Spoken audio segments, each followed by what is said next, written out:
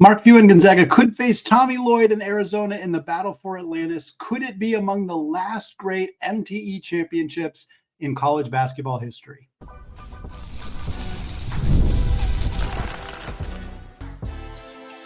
You are Locked On Zags, your daily podcast on the Gonzaga Bulldogs. Part of the Locked On Podcast Network, your team every day. What is going on, y'all? Happy Monday. And welcome into the Locked On Zags podcast, part of the Locked On Podcast Network, your team every day. I am your host and longtime Gonzaga podcaster, Andy Patton, here to bring you news and updates on all things Zag athletics. Today's episode of Locked On Zags is brought to you by FanDuel. Folks, make every moment more. The playoffs are winding down. The sports are not happening as much as we would like them to, but FanDuel is hooking up all of their customers this summer with a boost or a bonus daily. That's right. There is something for everybody every day, all summer long. So visit FanDuel.com/lockedon to get started.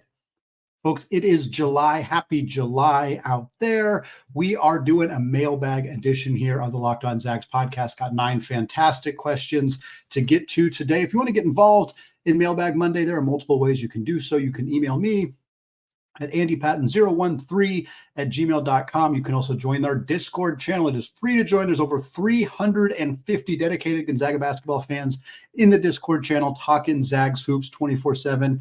There's a link in the show notes on both audio and video platforms. There's a mailbag specific channel on the Discord. If you join there, you can ask your questions, get them answered here in the show. All right, let's get right into it. This first question comes from Pete_22909 on Discord, who says, there's a decent chance that Gonzaga will play Arizona in the battle for Atlantis. How do you view the player matchups if that game becomes a reality? What will be the keys to a Gonzaga victory? How likely is it that Gonzaga leaves the Bahamas as tournament champions? Yes, battle for Atlantis is definitely going to be, not definitely, likely going to be set up in a way where Gonzaga and Arizona would in theory meet in a championship situation. They are the two best teams in this tournament. There's a lot of other great teams. Creighton was in it. They have dropped out, been replaced by Providence. I'm excited about Providence. I think they are a good team, but they are not quite on that same level. Indiana is certainly going to be a contender. They have a very quality roster. There's some other very good teams in this tournament as well. But if both Arizona and Gonzaga take care of business, and if they are assumingly put on opposite sides of the bracket, they could in theory meet for a championship. I see no reason why the people putting together the bracket wouldn't set it up as such, because a Gonzaga-Arizona championship is the moneymaker for the battle for Atlantis. That is how you make sure people are watching your product and not the championship in Maui or ESPN events or whatever other games are going to be taking place on the same day as that championship. With regards to the matchup, Gonzaga has more continuity. Arizona had a fair amount of roster shakeup. They had guys get drafted. Pelle Larsson gets drafted. Keshad Johnson gets signed in the NBA level. They had a lot of guys transfer out of the program. They lost Kylan Boswell, transfers to Illinois. Of course, Umar Ballo transferred to Indiana, might end up getting to face one of his old teams for Ballo, because both Gonzaga and Arizona, of course, in the tournament with Indiana. But we saw Arizona make a lot of big moves. They bring back Caleb Love. They bring back Jaden Bradley. He's going to start. Those two guys are likely going to be your starting guards. You have a couple of big name veteran mid-major transfers. Trey Townsend comes over from Oakland. He was the best player on that team that knocked off Kentucky last year. They also get Anthony Del Orso, a transfer from Campbell. He's very, very talented as well. You get Krivas is going to step into a starting role, 7'2" Lithuanian center who was a backup last year. A player a lot of people think is going to be a potential first-round pick next year in the NBA draft. Long, very athletic big man from overseas. They also have KJ Lewis coming back, another player that people have already on the 2025 radar. All that to say, Arizona's talented. Tommy Lloyd's a great coach. They have a roster built to run and get out in transition and score a whole bunch of points the way that Tommy and the way that Arizona and the way that Mark Few and Gonzaga have operated for a very long time. So I like this Arizona roster, but I think the continuity wins out here, especially early in the season. If this matchup were in February, maybe we have a different conversation. But early in the year, with a starting lineup hasn't really played a lot of minutes together, a lot of guys who are unfamiliar with each other, compared to Gonzaga, where 4 of their 5 starters are returners. They have some depth options who are new, and they have one starter who's new, of course, in Ajayi, projected starter. But I think ultimately Gonzaga's experience wins out, and I think they are going to be favored in this game. They'll need to, of course, be able to slow down Caleb Love is a big part of the conversation. I think pound the ball in the paint, get Krivas in foul trouble, challenge their depth in the front court. Like, there are some keys that we'll get into in more detail as we get closer to the matchup and we learn a little bit more about Arizona's specific starting lineup and how they're kind of operating. Are they going to Del Arso a lot? Is Love just chucking up a bunch of shots? Like, what are they trying to do? Once we get a better picture of that, we'll kind of know more about the specific matchups. But I think right now I would give the edge to Gonzaga with the continuity factor playing a big role. Next question here comes from Jeff via Gmail. Jeff says, for most of the past 30 years, Gonzaga has used MTEs to provide significant strength to its schedule for both the men and the women. If, due to major conference realignment and NIL issues, MTEs end up being reduced by total number of games played, could that have an overall negative effect on Gonzaga? Or has Gonzaga reached the point where it is able to build sufficiently strong enough schedules without having to play MTEs each year? Yeah, Gonzaga loves their MTEs. MTEs, multi-team events. That's what Battle for Atlantis is, the Maui Invitational, ESPN events, et cetera, et cetera. Any event where there's usually 8 teams, sometimes there's only 4 teams, and you get a guaranteed 3 games or a guaranteed 2 games. Gonzaga loves them. They do them over Thanksgiving every single year. And it has been in a way for Gonzaga to boost their non-conference schedule. That it has been a symbiotic relationship. It helps Gonzaga. It helps the tournament to have a major brand in the tournament. But with the rise in conference scheduling, with the rise in the Big 12, there's a 20-game schedule. The WCC's improved or added games to their conference schedule. Other conferences are doing the same. We are seeing, obviously, the NIL is playing a role as well with the Players Era tournament, kind of pulling teams away from Maui for current upcoming year and future years. We are seeing potentially a shift in these multi-team events. I would not be surprised if pretty much every MTE is either directly paying student athletes through NIL or they're no longer existing. There is a possibility that things like Maui and ESPN events and Atlantis are on their last legs. I think that is a realistic potential outcome in this situation. For Gonzaga, I think they have ascended past the point of needing the MTEs to boost their non-conference schedule. The last couple of weeks, we've talked about Gonzaga's non-conference schedule for this year and in previous years when kind of looking at how they might fill out the rest of this schedule. Gonzaga typically has 4 or 5 marquee non-conference games outside of their MTE.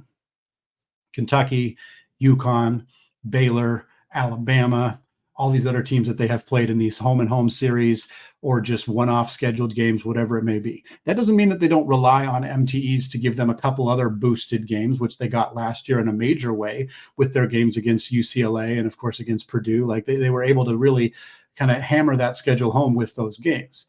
Mark Few doesn't want MTEs to go away. He talked a lot about that in recent press and last year ahead of Maui. So they want to continue to be in them. And if they switch from 3 games to 2 games, I think that's going to be fine for Gonzaga. They just lose 1 game. It's not a big deal. But if they have to start replacing all of their games, then yeah, that could be a bit of a challenge. Now, part of the thing here is that MTEs are moving to these NIL-focused events like the Players Era, and Gonzaga got an invite, and they're going to be in it.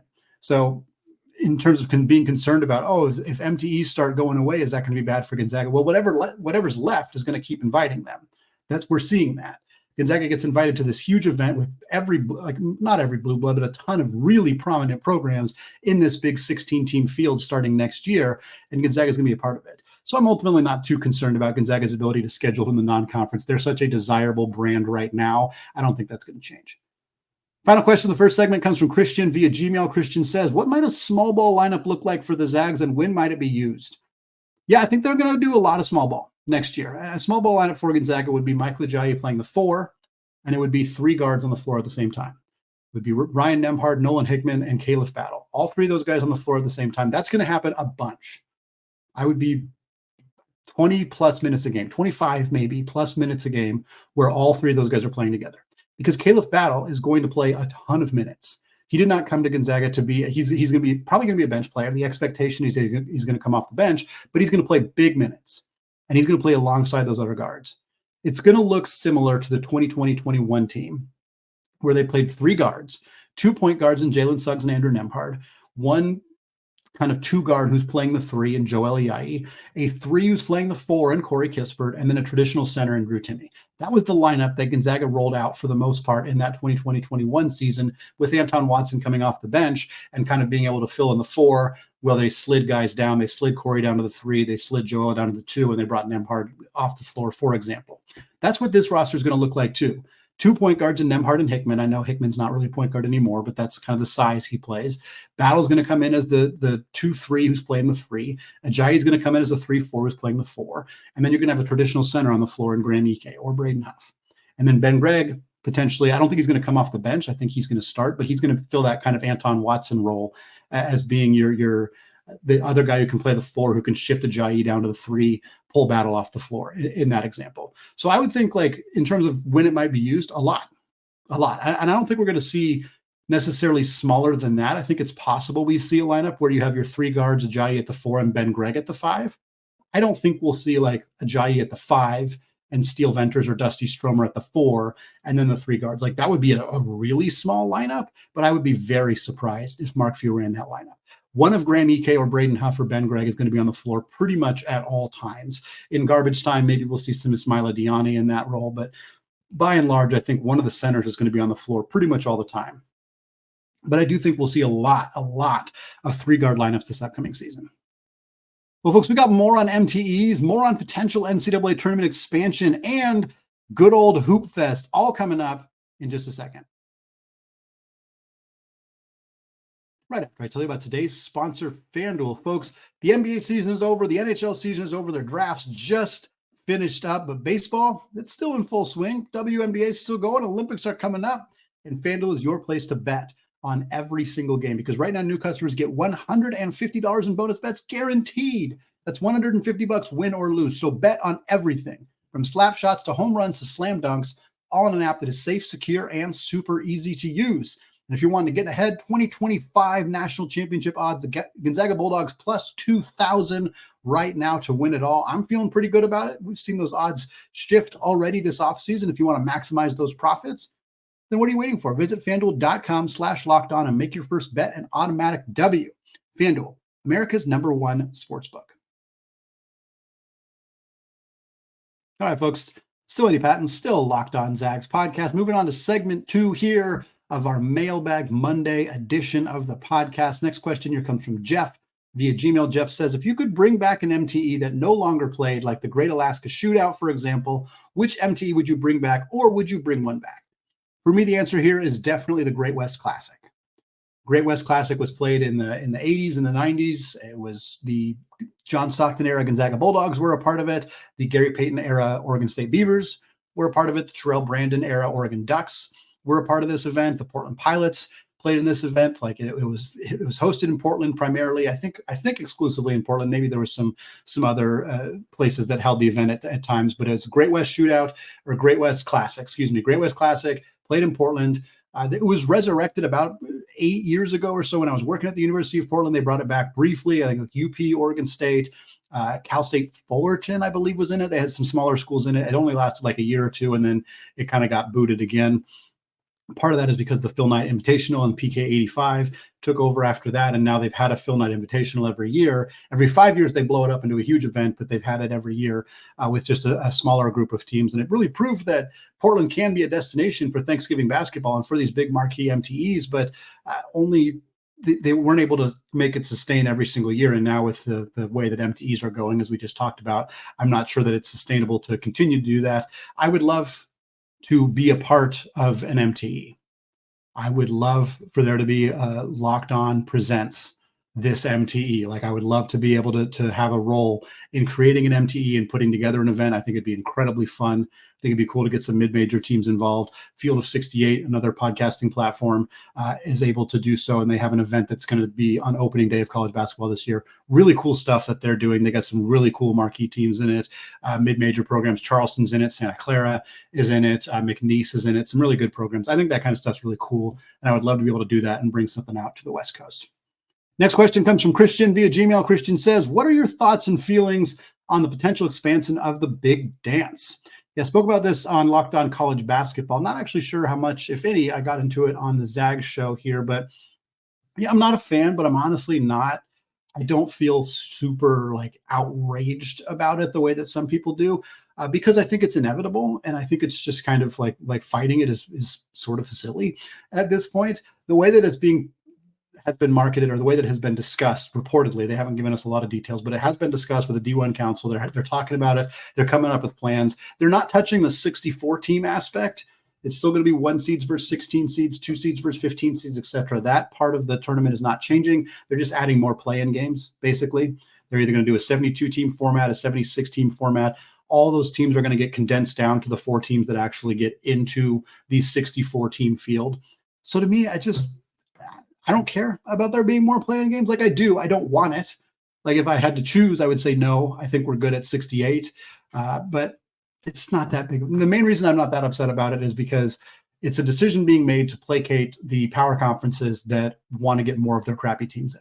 I don't like that. I don't want to see a 16 and 15 TCU team that's 32nd in the net ranking because they played a bunch of crappy teams in the non-conference and lost a bunch of good games to really good teams in the Big 12. Like, I don't love that team's going to get rewarded, but I would, if the alternative is staunchly saying no to the SEC and the Big 10 and the Big 12 and saying we're not expanding the tournament, tough, they're just going to leave. Like, that's the fear, is that they're going to say, well, we don't need the NCAA and we're going to bounce. And if you feel like you need to keep the mid-majors in the tournament, keep giving them the opportunity to face the big boys, which is the thing everybody loves about the NCAA tournament, if the only way to do that is to throw them a bone by saying, okay, we'll let your crappy teams play on Tuesday and Wednesday, and maybe if they get hot, they can make it into the tournament, that's fine. I think that's fine. That's a fine trade-off in my mind.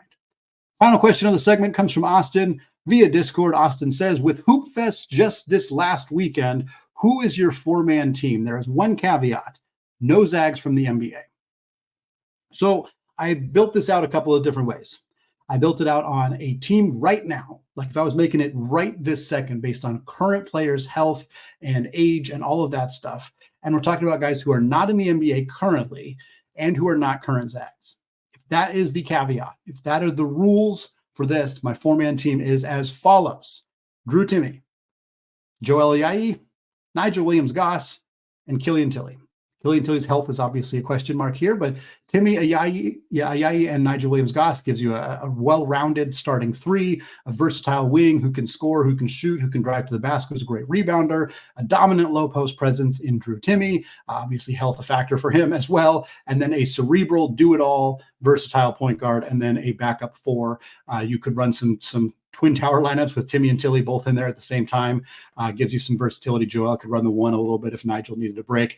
All of that kind of built into that roster in a way that I think works.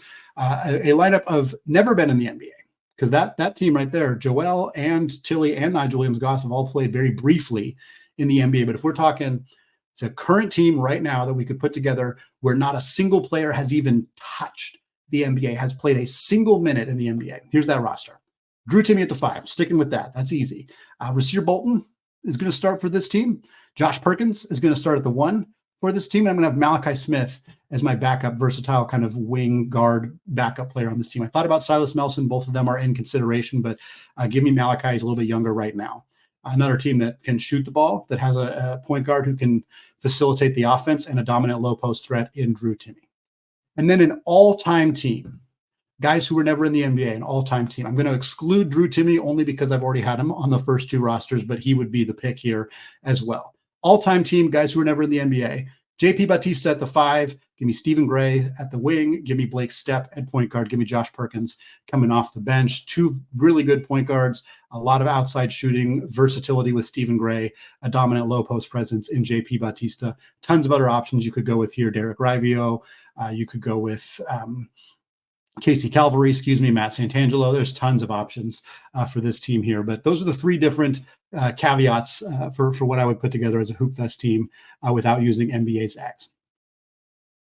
Well, folks, we're coming up with our final segment here. Which NBA Zag would I want to see on a new team? We got more on that and a few other questions coming up in just a second.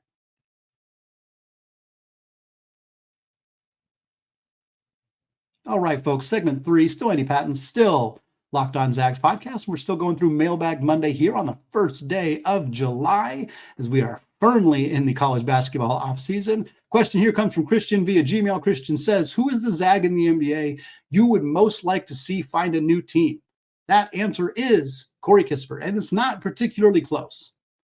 Corey Kispert is a talented player. He has had a lot of success. He has been given a lot of opportunity to play very big minutes and have the ball in his hands a lot with the Washington Wizards.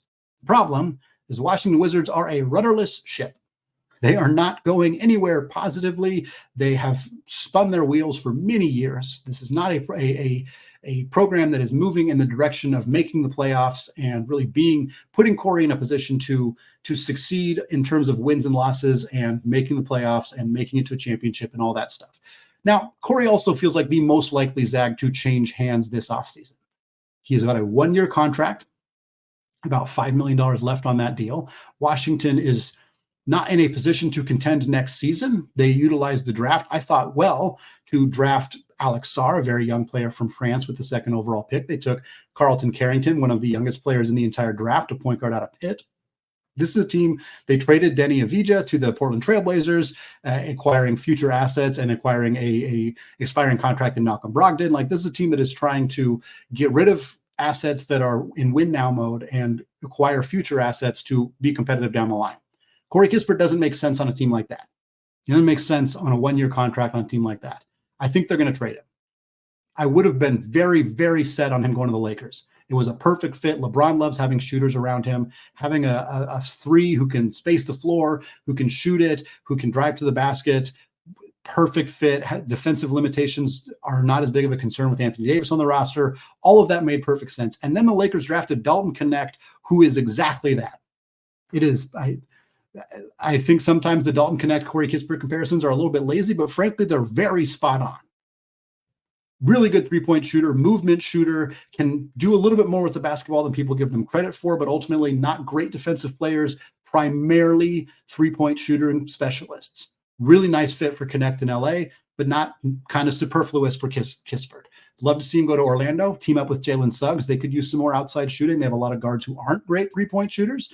Dallas makes some sense to me. The Clippers, probably about to lose Paul George, pretty much did already lose Paul George as I'm recording this right now. They could use some more depth on the wing. Maybe they can find a way to bring Corey Kispert to LA, just not with the Lakers. Next question on the show comes from Heartland Zag on Discord, who says, with the basketball tournament taking place over July, if you could bring back a Zags team realistically, who would you pick? I did this a few weeks ago on the show when the TBT was kind of first starting to get back in our the lexicon for summer basketball. There was a lot of conversation about the teams being put together. There are a couple of former Zags who are playing in the basketball tournament. I know Admon Gilder's on a team. I think there are a few others. I apologize for not remembering exactly who, but if I were putting together a team, and a realistic one, so not just like, taking a bunch of older guys, or not just taking like guys who are currently in the NBA, like that's not going to work. Obviously, you throw Chet, Suggs, Kispert, throw them on a team. Yeah, they're going to dominate, but they're not going to participate in this event. So a realistic roster that I could put together. Jeremy Jones, who just got married, by the way. There was a lot of posts on Instagram about that if you didn't see him. Kyle Wiltshire, who was at said wedding. Joel Iayi, talked about him already. Rasir Bolton, talked about him. Josh Perkins, Silas Melson, Gino Crandall. I think Killian Tilly would be huge. If you could convince Killian, if you put together a Gonzaga TBT team and you could convince Killian Tilly to play in it and he was healthy enough, that would be monstrous. Because one of the great things that has happened for Gonzaga basketball lately is that almost all of their bigs are playing professionally. Like every big they've had recently, Filip Petrusev, Drew Timme, of course, Chet Holmgren, of course, Umar Balos still playing college basketball. You go a little farther back, you still see guys who are continuing to play. Domantas Sabonis, Zach Collins, Jonathan Williams is still playing. Like, it is hard to find bigs who would be willing and able to participate in this event. So if you could get Killian Tilly, wow, that's a really big benefit for this team. There are obviously other names here that we're forgetting or that we're not mentioning. Malachi Smith, I think, makes a lot of sense for this potential roster. Admon Gilder, who we mentioned earlier, Ryan Woolridge, I think would make some sense too. It'd be really fun to see. These teams are not, the rules for any team would not be ironclad. You cannot have anybody who's not a Gonzaga alumni. That's not how it works. So you'd probably see a Gonzaga team that would have a few guys who are maybe from Eastern Washington or just grew up in Spokane and went to college somewhere else, or Spokane Falls guys, like whatever it may be. But yeah, I think it'd be so fun to see a Gonzaga team compete in this event again, and I hope someday down the line it ends up happening. Final question of the show from Austin Via Discord, Austin says, you are stuck on an island with no help in sight. Which 5 Zags are you getting stranded with and why? All right, here we go. Graham Ike needs strength. That man is an absolute horse. He is incredibly strong, and he seems like he'd be a really hard worker. Give me Graham Ike to help us build our shelter, get us all together, help us keep us safe and secure. Give me Adam Morris just for the vibes. Just for the vibes. Got to have Adam Morris in there for the vibes, for the stories, the conversations, whatever it may be. Give me Kelly Olynyk also for the vibes, also for the stories. That man has decade worth of stories about being in the NBA. He's a kind person, an easy person to talk to. He'd be really fun to be hanging out with out there. Give me Drew Timme.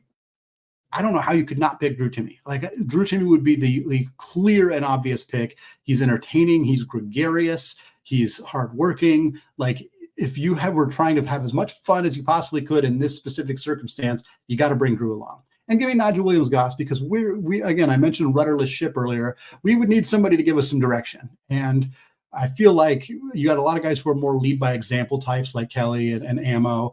And Graham wasn't really like a vocal leader necessarily. So you need somebody who's gonna steer the ship. Give me Nigel Williams-Goss. He's going to help us out. He's going to be the leader. He's going to be the Jack from those of you who watch Lost. Like, that's going to be his role. So give me Nigel Williams-Goss to round that out. It's going to do it for me today here on the Locked On Zags podcast. Folks, thank you so much for sticking with the daily podcast here on Gonzaga basketball as we get into July. I appreciate all of you. I'm really excited about this upcoming month. We got Summer League basketball. We get to talk about Anton Watson with the Celtics. We get to talk about the other Zags who are going to be participating in Summer League this year. I'm sure we'll see some Drew Timme if he's healthy. We'll see some other former Zags as well. So get to talk about that. We got the Olympics coming up. Extremely excited to get a chance to talk about that. Jalen Suggs is going to be an opportunity to compete against Team USA on that practice squad. We'll talk more about that on Tuesday's episode. Lots of fantastic stuff coming your way later this week on Locked On Zags. Thanks so much for listening. And folks, until next time, as always, go Zags.